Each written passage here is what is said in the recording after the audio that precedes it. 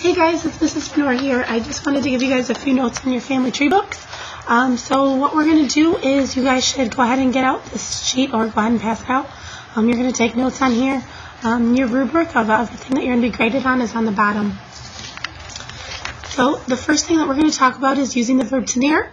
As you saw in your packet, you're going to use tener for pelo and tener for ojos. So you're going to use generally the third person singular, so the TNA form of the verb. So go ahead and take a moment. You might need to pause this. Go ahead and write down these 6 conjugations. Mostly you're going to be using things like tango or TNA for he or she has. So again, you're going to use this for hair and eye colors.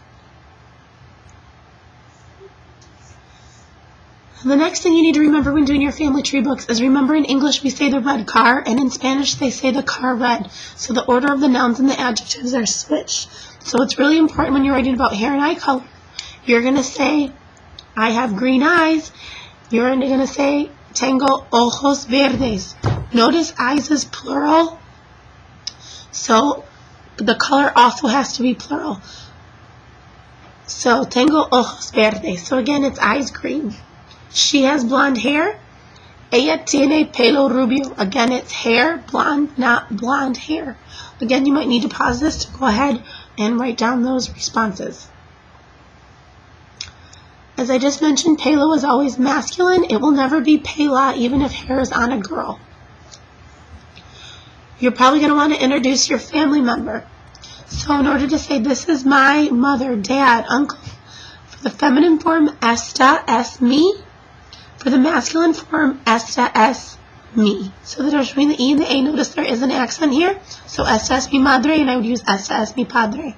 If I want to do something plural, like these are my cats on a page, or my cousins, you would do that by saying estas son or estos son. Please notice the difference between mucho and muy. Mucho means many or a lot of something.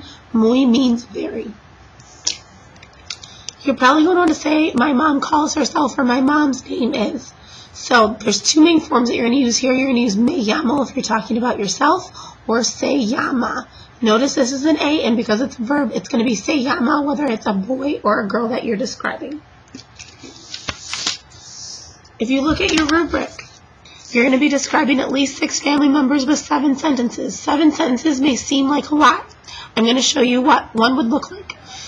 1 sentence must be a conjugated verb. By this, I mean you have to use one of those AR, ER, IR verbs that we've been working on, dropping the endings and switching it.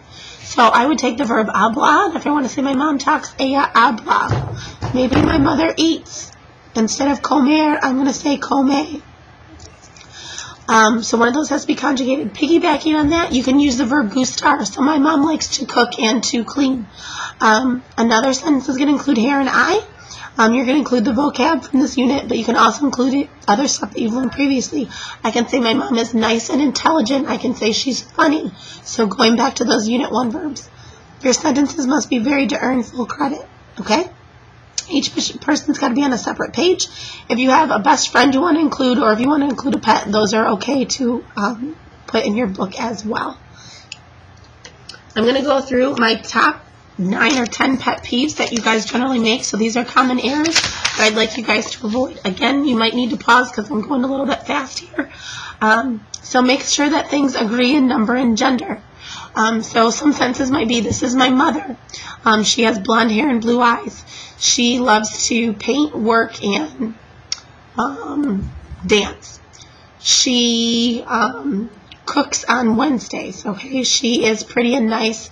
You can talk about an age, all of those things that you could talk about. Make sure that things match in number and gender. Don't say mi mamá es alto. Alto would be the masculine form, so my mom would have to be alta. You should probably try to include at least 2 or 3 adjectives, tall, skinny, and nice maybe. Use the verb tener for age. I mentioned this earlier. I'm not going to say Paco es 16 años, and I need to include the years. It would be Paco tiene 16 años.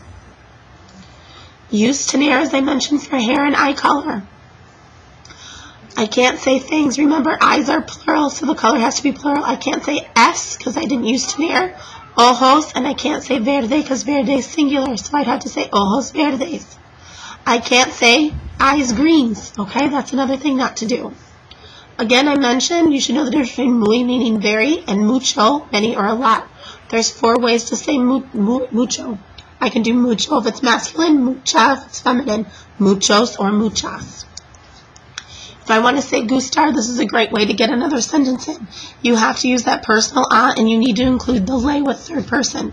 I see a lot in these books. Mi papá gusta pintar. This is incorrect. I need an mi papá le gusta pintar. As I mentioned, pelo is always masculine. It's not pela, even if it's found on a girl. We talked about how to tell someone's name. It's going to be se llama. I don't want to see te llamo or se llamo. These are common mistakes that I read every year. Don't sound like you're two. Don't make these such basic sentences that they're really terrible. And I don't want to read the same exact thing on every single page. Vary it up. Notice the difference between L, the, and L, he. L has an accent. This does not. Also, the word LO should not appear anywhere in your family tree book. I mentioned on the earlier one on how to say this is my best of luck. I can't wait to read about your family tree books and learn a little bit more about you and your family. Best of luck.